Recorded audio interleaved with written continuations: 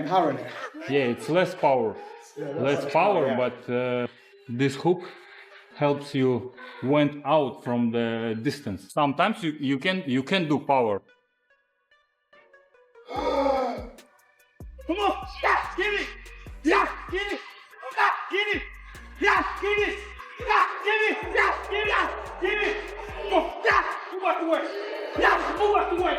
Yeah, move. After spending time in Terence Crawford's training camp, Dmitry Bivol became convinced that Bud has the tools to beat Canelo Alvarez. Following a brief sparring session focused on movement and footwork, Bivol noted that Canelo often struggles against mobile opponents. Combined with Crawford's elite ring IQ, Bivol believes an upset is possible and has even identified a key factor that could lead Bud to victory. The skull didn't throw punches, and it's hard to catch him, you know. Speaking with The Ring, Dmitry Bivol revealed that he originally doubted Terence Crawford's move to 168 pounds. However, after seeing him train in Riyadh, Bivol became more confident, believing Crawford's versatility, precise counterpunching, footwork, and ability to create angles could present serious challenges for Canelo Alvarez.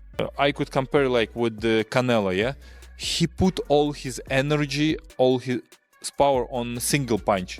And yeah, maybe single punch sometimes he's harder, Canelo, yeah, than Better Beef. No way. Because Better Beef didn't do like, yeah. Even with his confidence in Crawford, Dmitry Bivol has urged caution. He noted that many unknown factors could emerge once Crawford steps into the ring at 168 pounds. Bivol believes the biggest challenge will be adjusting to the increased power and physical pressure of the division. According to him, success won't depend solely on physical preparation but also on Crawford's mental readiness to handle the demands of a much heavier weight class. How would you give the blueprint to Terence to beat Canelo Alvarez? Just need to do his job, what he's doing well.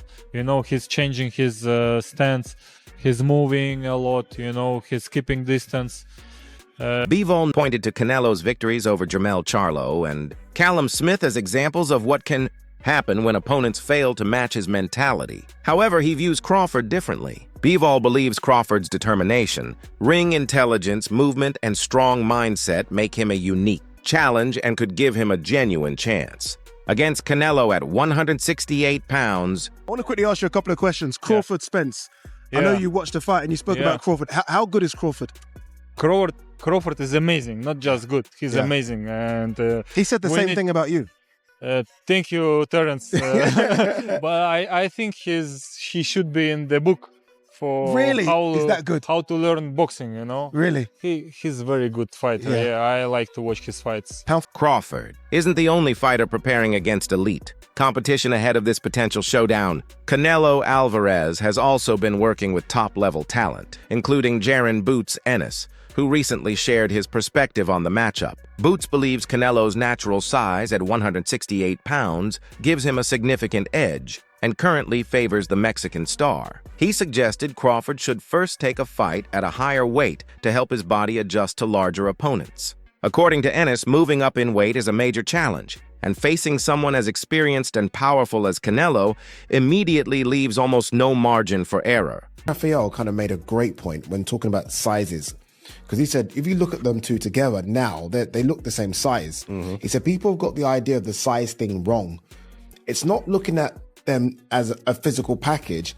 It's who has absorbed the bigger shots in the weight division. And it was good. It was a very good point. He was like, Ennis believes Canelo's experience at 168 pounds gives him a major advantage in the matchup. He noted that Alvarez has spent years defeating naturally bigger fighters and has consistently carried his power against opponents who outweigh him significantly on fight night. According to Ennis, even though Canelo isn't the largest super middleweight, his punching power remains a serious weapon against much heavier men. He acting like Bud is the second coming of Mayweather. Y'all got the game fucked up. Mayweather actually didn't get hit. Bud gets hit by dudes that, like, who on Bud's resume is an equivalent of someone on Floyd's resume? So that's it right there. You know what I'm saying? Like, Floyd not getting hit by elites, Bud getting hit by non-elites, and somehow y'all think Canelo not about to... For Boots, the challenge is obvious. Crawford is stepping into a division where Canelo has already proven himself against naturally bigger opponents. Still, he understands why fans are excited. While Crawford's talent is unquestioned, Boots believes Alvarez holds the advantage due to his experience, power, and track record at super middleweight. Oh, he has mastered his style. Now, typically, Latinos, they got their own style versus melanated black people having like more rhythm, more flashiness and panache to their stuff, more swag. Yeah. We just fight different than other ethnicities. If you want to throw Amir Khan in there. Former Crawford opponent Jeff Horn has also shared his view on the highly anticipated matchup. Having experienced Crawford's power firsthand, Horn believes the fight could unfold in dramatically different ways. He sees Canelo using his size and strength to pressure Crawford early and potentially take control. However, Horn also believes that if Crawford survives the early rounds, his ring IQ, timing, precision, and adaptability could allow him to turn the fight around and emerge victorious. The others say, like, no, that's 2 more weight classes. Like, once he gets touched by Canelo, it's going to be different. I am concerned about him absorbing a Canelo punch, especially through the course of 12 rounds.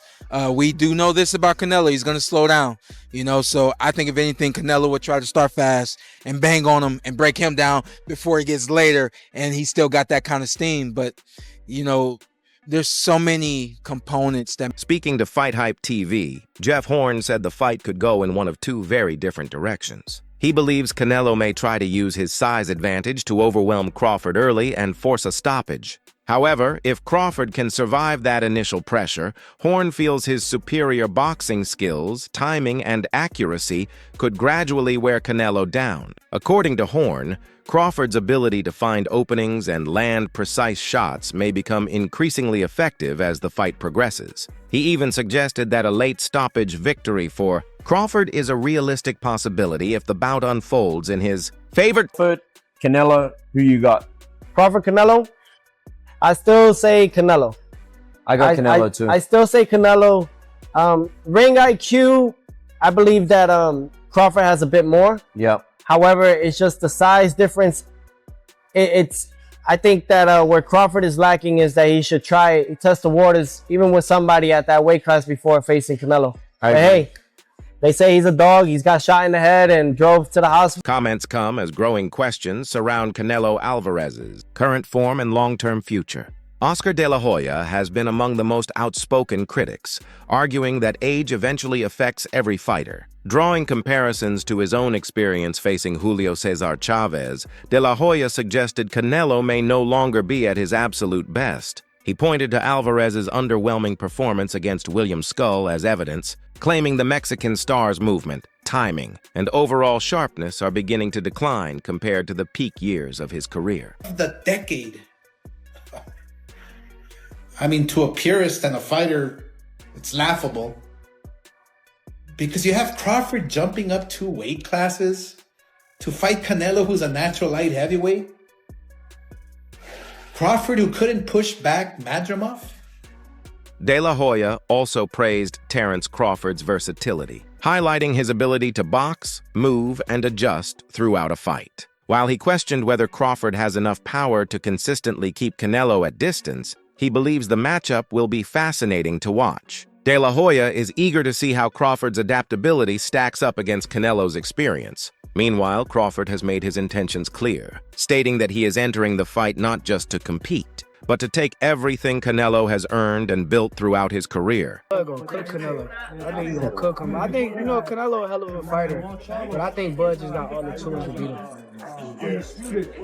You don't think the weight difference is gonna be too big of an advantage? I think y'all make that something, Terence Crawford said he is being honest. He is hunting his opponent and intends to take everything on September 13th. He views the bout as more than a title fight, aiming to prove he is the best fighter of his era by defeating one of boxing's biggest stars. The 4-division champion from Omaha promised a statement win and told reporters fans who boo him will leave disappointed after the fight. What about Crawford do you think can bridge the weight gap? Or like with you, what did bridge the weight gap? Because a lot of people are just saying, hey, Canelo's just too big for someone like Terence. That's true, but you know what? There's always a way. Horn has acknowledged Crawford's possible route to victory, while Oscar De La Hoya has questioned whether Canelo is past his prime, adding more hype to the matchup. The September 13 clash is shaping up as more than a championship fight, highlighting youth versus wear, skill versus size, and sharpness versus experience.